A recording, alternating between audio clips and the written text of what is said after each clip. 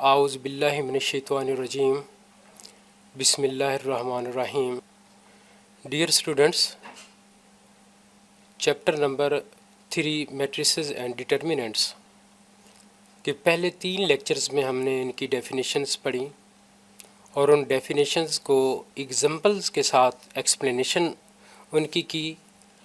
आज हम उन डेफिनेशंस और जो थ्योरी हमने की है उसके MCQs कुछ करेंगे, और ये वो MCQs हैं जो पाकिस्तान के जो बोर्ड्स हैं उनमें ये आए हुए हैं। मसलन Lahore board, Gujranwala board, Rawalpindi board, Faisalabad board, Sargodha, Multan, Bahawalpur, Sahiwal, DG खां और आज़ाद जम्मू कश्मीर। ये जो पिछले 10 साल हैं उन 10 सालों के एनुअल और जो सप्ली के पेपर्स हैं, और एनुअल में भी मॉर्निंग और इवनिंग के जो पेपर्स हैं उनसे ये MCQs लिए गए हैं। तो चलिए देखते हैं कि पहला MCQ कौन सा है और उसको कैसे हल करना है। पहला मल्टीपल चॉइस क्वेश्चन है। हमें एक मैट्रिक्स ए दी गई है जो कि स्क्वायर मैट्रिक्स है ऑफ ऑर्डर 2×2, और उस मैट्रिक्स का डिटर्मिनेंट फाइंड करना है। और ये नीचे हमें 4 ऑप्शंस दी गई हैं। पहली ऑप्शन 5 है, दूसरी 20, तीसरी 14 और चौथी 6 है। तो आपने ये बताना है कि इन 4 ऑप्शन में से कौन सी जो ऑप्शन है वो करेक्ट है, उसको टिक मार्क करना है, चेक मार्क का निशान लगाना है। तो आप जानते हैं कि किसी भी मैट्रिक्स का जो कि 2×2 ऑर्डर की हो उसका डिटर्मिनेंट कैसे फाइंड किया जाता है।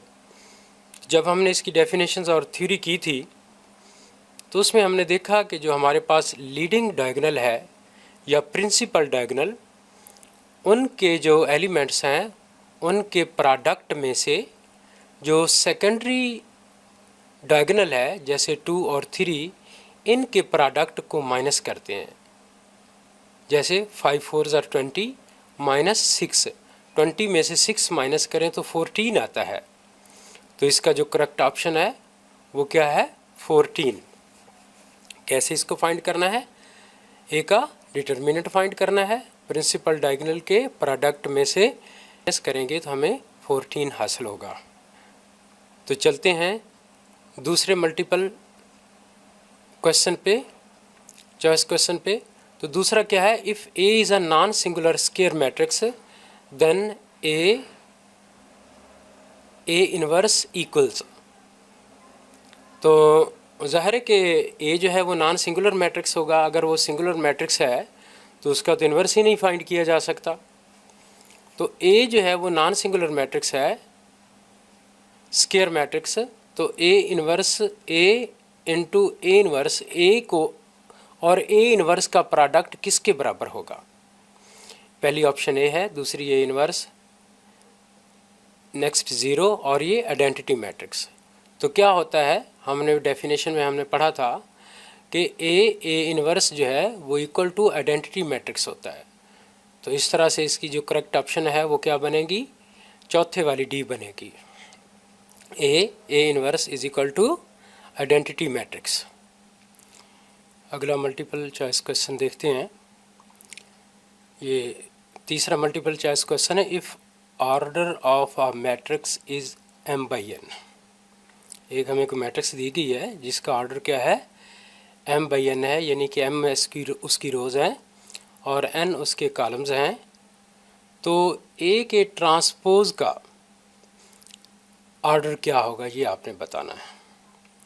तो ज़ाहिर है कि जब हम ट्रांसपोज लेते हैं तो रोज़ को कॉलम्स में चेंज कर देते हैं और कॉलम्स को रोज़ में चेंज कर देते हैं। तो ज़ाहिर है फिर रोज़ और कॉलम्स की जो तादाद है वो भी इंटरचेंज हो जाएगी। तो ए ट्रांसपोज जो है उसका ऑर्डर क्या बनेगा, n/n बनेगा। तो जो ऑप्शंस हमें दी गई हैं 4, इनमें से n/n ऑप्शन जो है वो तीसरे में है, थर्ड ऑप्शन जो है n/m है, तो इसलिए करेक्ट आंसर जो है वो क्या है, n/m है।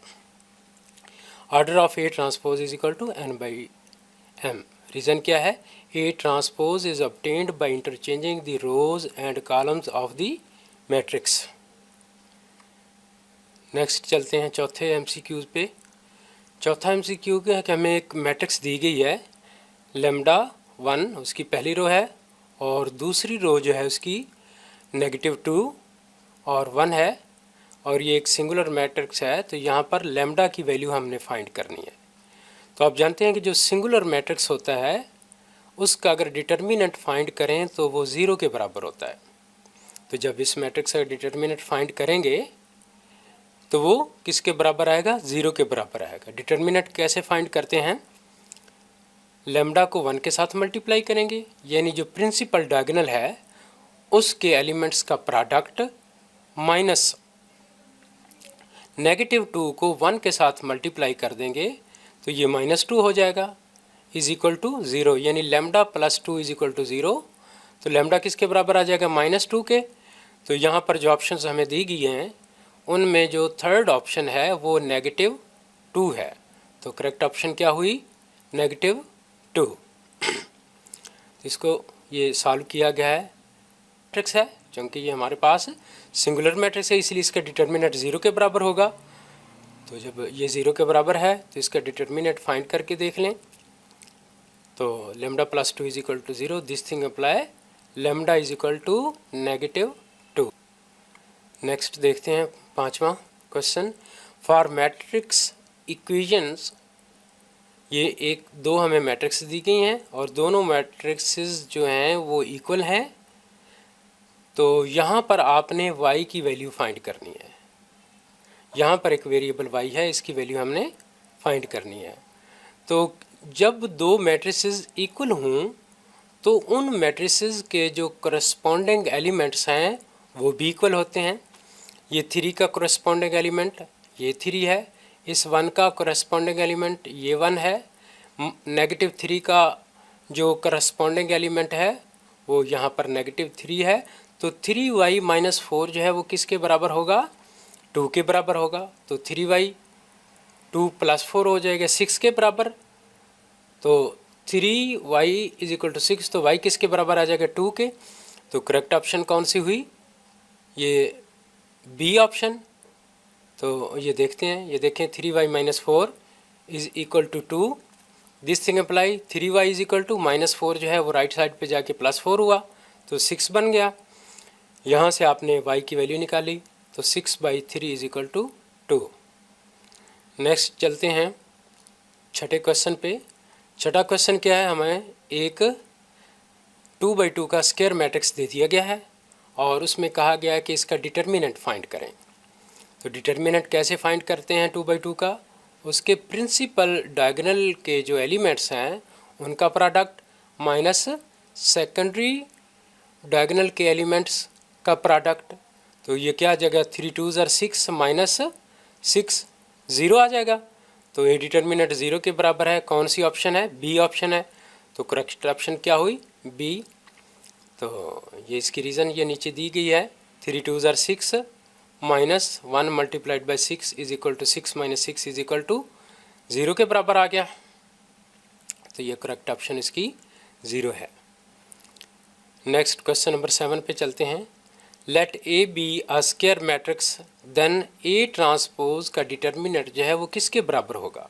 ये हमें कोई स्क्वायर मैट्रिक्स दी गई है और ए जो स्क्वायर मैट्रिक्स है इसका ट्रांसपोज लेना है और फिर उसका डिटर्मिनेंट लेना है, तो वो किसके बराबर होगा। तो जो ए का डिटर्मिनेंट और ए ट्रांसपोज का डिटर्मिनेंट ये दोनों इक्वल होते हैं, तो इसलिए हमारे पास ए डिटर्मिनेंट कहाँ पे है, पहला ऑप्शन है। तो पहला ऑप्शन जो है उसको आप टिक कर देंगे, ये करेक्ट ऑप्शन है।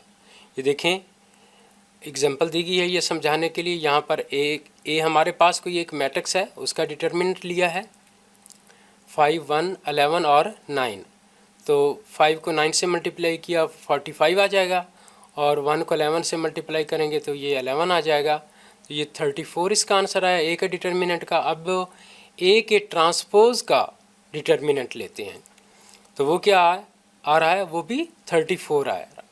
तो इससे साबित हुआ न्यूमेरिकली कि ए ट्रांसपोज का डिटर्मिनेंट बराबर होता है ए के डिटर्मिनेंट के। तो करेक्ट ऑप्शन हमारे पास पहली ऑप्शन जो है वो करेक्ट है।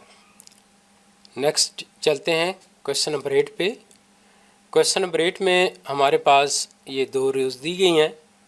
ये पहली रो है 1 2 5 3, 1 1 1 और 4 जो है ये दूसरी रो है और इसके 4 कॉलम्स दिए गए हैं। तो ये मैट्रिक्स ए का हमने ऑर्डर फाइंड करना है। तो मैट्रिक्स ए का ऑर्डर क्या है, 2 रोज हैं और 4 कॉलम ऑप्शन है, इसलिए करेक्ट ऑप्शन क्या हुई 2/4 कॉलम्स हैं इसके, 1 2 3 और ये 4 कॉलम्स हैं और रोज इसकी 2 हैं, इसलिए इसका ऑर्डर 2/4 रहा। यानी इसका ऑप्शन बी जो है ये इसका करेक्ट ऑप्शन है। नंबर ऑफ रोज इसमें 2 हैं, नंबर ऑफ कॉलम्स इसमें 4 हैं, ऑर्डर ऑफ ए क्या रहा 2/4 रहा। चलते हैं क्वेश्चन नंबर 9 पे। 9 में हमें एक मैट्रिक्स दे दिया गया है, स्क्वायर मैट्रिक्स ABCD, और इसका एडजॉइंट फाइंड करना है। तो डेफिनेशन जब आपको पढ़ाई थी तो वहाँ पे आपको मैंने बताया था कि जो 2/2 स्क्वायर मैट्रिक्स है उसका एडजॉइंट कैसे फाइंड करते हैं। तो तब हमने इस पे बात की थी कि जो प्रिंसिपल डायगोनल है इनके एलिमेंट्स इंटरचेंज हो जाते हैं। जैसे ए और डी जो है ये प्रिंसिपल डायगोनल के एलिमेंट्स, तो ए और डी को इंटरचेंज कर देंगे, डी की जगह पे ए आ जाएगा और ए की जगह पे डी आ जाएगी, यानी डी और यहाँ पे ए हो जाएगा। और जो सेकेंडरी डायगोनल है उनकी जो अलामतें हैं वो चेंज कर देंगे, यानी अगर वो नेगेटिव हैं तो पॉजिटिव कर देंगे और पॉजिटिव है तो नेगेटिव, तो बी के साथ माइनस आ जाएगा और सी के साथ भी माइनस आ जाएगा। तो इस तरह से ये यहाँ पर आप ये देखें, ये यहाँ पर जो है वो प्रिंसिपल डायगोनल के एलिमेंट्स जो हैं वो इंटरचेंज किए गए हैं और जो सेकेंडरी डायगोनल है उनके जो एलिमेंट्स हैं उनकी अलामतें चेंज कर दी गई हैं, नेगेटिव बी और यहाँ पर भी नेगेटिव सी। तो इस तरह से इसका करेक्ट ऑप्शन जो है वो बी है। तो ये नीचे जो है ये बाय डेफिनेशन हमने इसको किया था। चलें नेक्स्ट क्वेश्चन पे चलते हैं, क्वेश्चन नंबर 10 पे। ये हमें एक डिटर्मिनेंट दिया गया है, इसकी वैल्यू फाइंड करनी है। तो क्या वैल्यू आएगी, प्रिंसिपल डायगोनल का प्रोडक्ट 4 मल्टीप्लाइड बाई 1 या 1 मल्टीप्लाइड 4 आ जाएगा, -2 मल्टीप्लाइड 3 6 आ जाएगा। तो 4 - 6 क्या आएगा -2, तो -2 ये क्या है, ये पहली ऑप्शन है -2, इसलिए ये हमारी करेक्ट ऑप्शन जो है वो पहली ऑप्शन है। -2 is the correct option of this question. Reason ये डिटर्मिनेंट उसको फाइंड किया गया है जो कि -2 के इक्वल आ रहा है। नेक्स्ट चलते हैं क्वेश्चन नंबर 11 पे। 11 में हमें ये एक ए मैट्रिक्स दिया गया है देन और इसके ट्रांसपोज का ऑर्डर हमने फाइंड करना है। तो इस मैट्रिक्स की हमारे पास रोज़ कितनी है, 3 रोज़ हैं। ये पहली रो, ये दूसरी रो और ये तीसरी रो, 3 रोज़ इसकी दी गई हैं और कॉलम क्या है, 1 है। और जब इसका ट्रांसपोज लेंगे तो उसमें ये रो जो है ये कॉलम में तब्दील हो जाएगी और ये जो एक कॉलम है ये रो में बदल जाएगा, यानी इसकी एक रो बनेगी और 3 कॉलम बनेंगे। तो 1/3 ऑर्डर का, इसका ऑर्डर क्या है 3/1 है, उसका 1/3 होगा। तो 1/3 कौन सी ऑप्शन है, तीसरी ऑप्शन है, यानी सी ये हमारी करेक्ट ऑप्शन है। रीज़न ए ट्रांसपोज 1 2 3 होगा और इसका देखें आप एक रो है और 3 कॉलम्स हैं, इसलिए 1/3 इसका ट्रांसपोज का ऑर्डर होगा। नेक्स्ट चलते हैं क्वेश्चन नंबर 12 पे। क्वेश्चन नंबर 12 में inverse of a scalar matrix is, scalar matrix का इन्वर्स क्या होता है। ऑप्शंस में क्या दिया गया है, unit matrix, scalar matrix, null matrix और कॉलम मैट्रिक्स। तो स्केलर मैट्रिक्स का इन्वर्स भी स्केलर मैट्रिक्स ही होता है, तो इसका इन्वर्स भी स्केलर मैट्रिक्स होगा। ठीक है, तो ये देखें, हमें जो है वो एक ए लिया गया है मैट्रिक्स, जो कि स्केयर मैट्रिक्स है, जो कि स्केलर भी है, 2x2 ऑर्डर का स्केलर मैट्रिक्स है। और इसका एडजॉइंट फाइंड करेंगे कैसे? ये मेन जो डायगोनल है उसकी एलिमेंट्स को इंटरचेंज कर देंगे, इनके एलिमेंट्स को, और जो सेकेंडरी डायगोनल है उनकी सिंबल्स तब्दील कर देंगे, तो एडजॉइंट हासिल होगा। तो डिटर्मिनेंट कैसे? फिर इसका हम डिटर्मिनेंट मालूम करते हैं इस मैट्रिक्स का, वो क्या आएगा? 3 3 ज़र 9 माइनस 0 9 के बराबर। तो ए इनवर्स का क्या कुलिया है? 1 over determinant of A, adjoint of A. Determinant of A क्या है? 9 है, तो 1/9 एडजॉइंट ऑफ ए लिख के इसको अंदर मल्टीप्लाई करें। जाहिर है कि ये स्केलर जो है वो अंदर जब मल्टीप्लाई होगा किसी मैट्रिक्स के साथ, तो उसके तमाम एलिमेंट्स के साथ जाके मल्टीप्लाई हो जाएगा। इसके साथ मल्टीप्लाई करेंगे तो 3/9, 0 के साथ मल्टीप्लाई करेंगे तो 0, 0 के साथ 1/9 को मल्टीप्लाई करेंगे तो 0, 1/9 को 3 के साथ मल्टीप्लाई करेंगे तो 3/9। तो इसको 1/3 जब सिंप्लीफाइड करेंगे तो ये मैट्रिक्स है। और ये मैट्रिक्स आप देख रहे हैं ये भी स्केलर मैट्रिक्स है। चलिए नेक्स्ट क्वेश्चन नंबर 13 पे चलते हैं। ये क्वेश्चन दिया गया है हमें 2x2 ऑर्डर का, इसका करना है, यानी ये सिंगुलर मैट्रिक्स दिया गया है, तो x की वैल्यू हमने फाइंड करनी है। तो इसके डिटर्मिनेंट क्या होगा? 4 को x-4 के x-1 के साथ मल्टीप्लाई करेंगे, माइनस x+1 को 0 के साथ मल्टीप्लाई करेंगे, जो कि 0 आ जाएगा। तो 4 को जब x-1 के साथ मल्टीप्लाई करेंगे तो 4x-4 इज इक्वल टू 0, यानी कि 4x इज इक्वल टू 4 के, और x किसके बराबर आ जाएगा? 1 के। इट मीन्स कि इसका जो करेक्ट ऑप्शन है वो B है, जो कि 1 है। तो देखते हैं इसका आंसर क्या आ रहा है। 1 ही आ रहा है। ये देखिए कैसे हल किया गया है।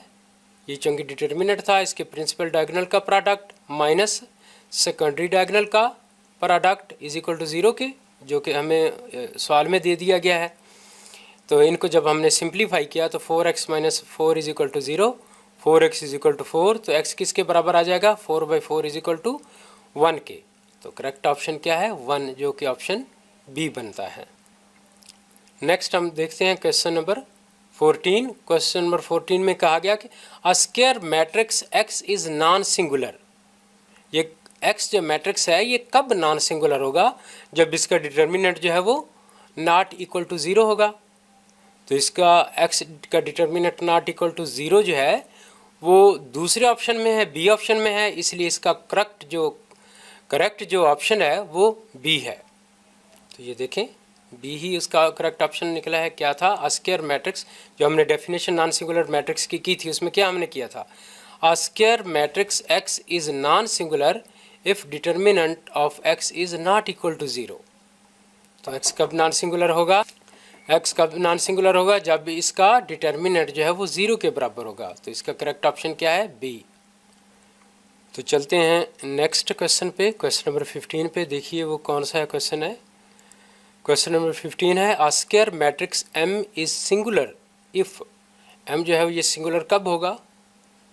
M जो है वो सिंगुलर तब होगा जब इसका डिटर्मिनेंट जो है वो 0 की इक्वल।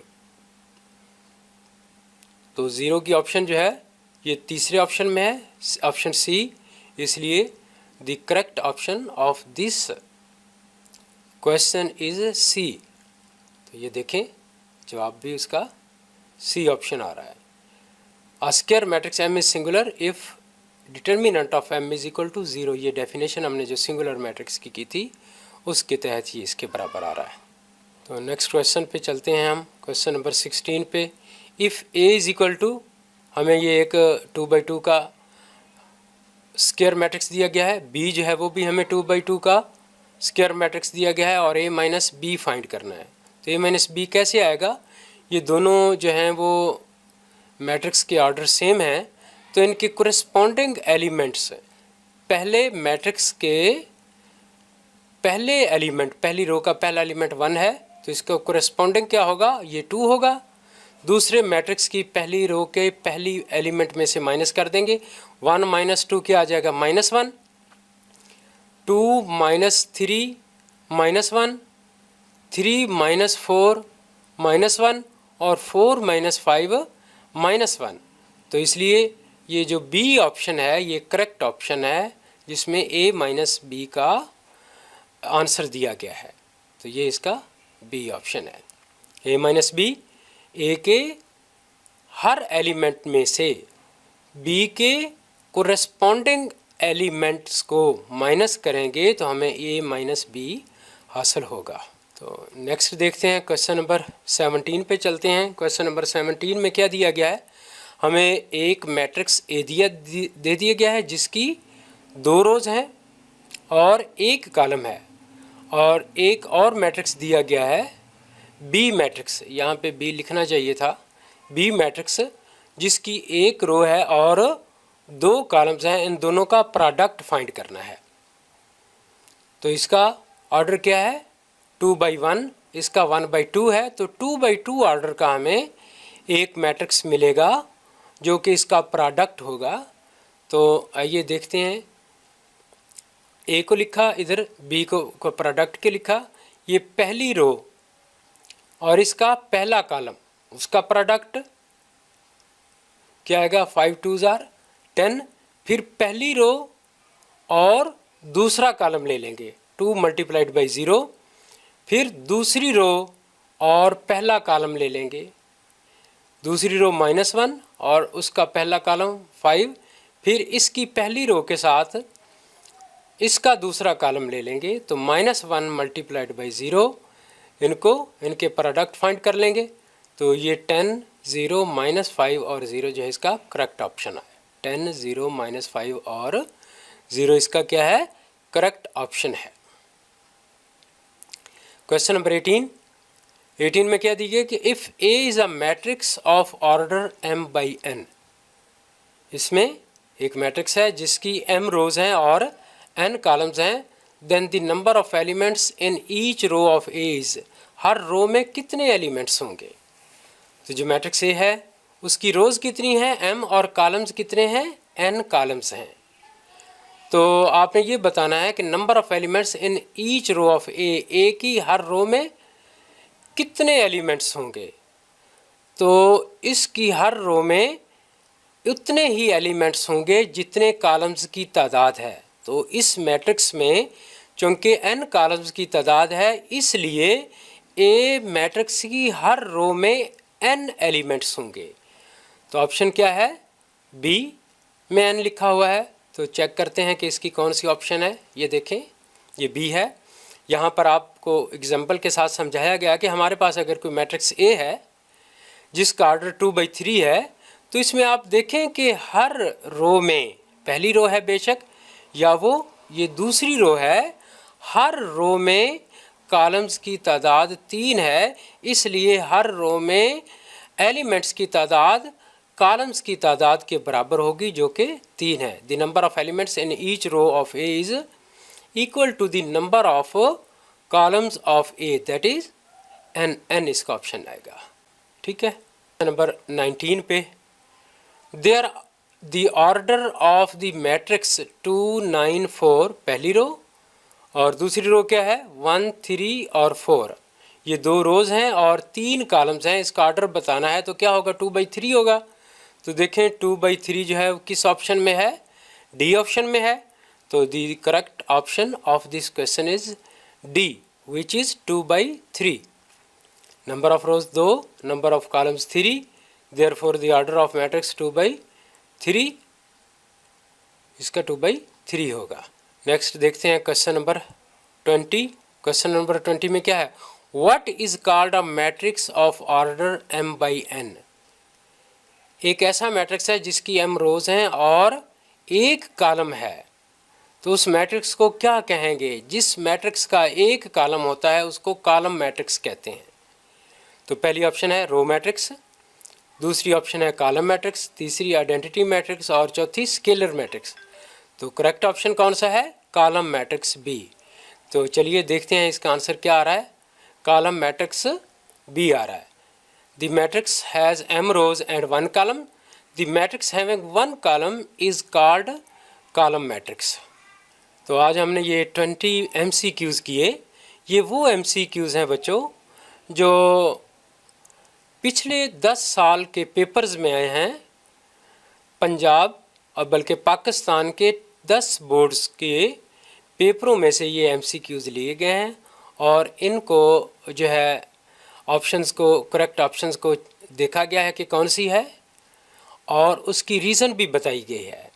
तो ये जो टॉपिक्स जिनमें से ये लिए गए हैं ये MCQs, उसके वो टॉपिक्स हैं जो मैंने अपने लेक्चर नंबर 1 और लेक्चर नंबर 2 और लेक्चर नंबर 3 में मैंने टॉपिक्स आपको पढ़ाए हैं। तो इनको हल करने से पहले आप काइंडली मेरा लेक्चर नंबर 1, लेक्चर नंबर 2 और लेक्चर नंबर 3 की वीडियोस जो हैं वो आप वॉच करें, जो YouTube पे मौजूद हैं, और उनके लिंक्स जो है वो इस वीडियो के डिस्क्रिप्शन में मैं दे दूँगा। इसके अलावा जो डेफिनेशंस आपको 3 लेक्चर्स में पढ़ाई गई हैं उनको आप किसी नोट बुक पर कॉपी करें और उनको याद करें, फिर इंशाल्लाह ये आपके लिए जो है वो MCQs को सॉल्व करना बहुत इजी हो जाएगा। तो खुदा हाफिज़।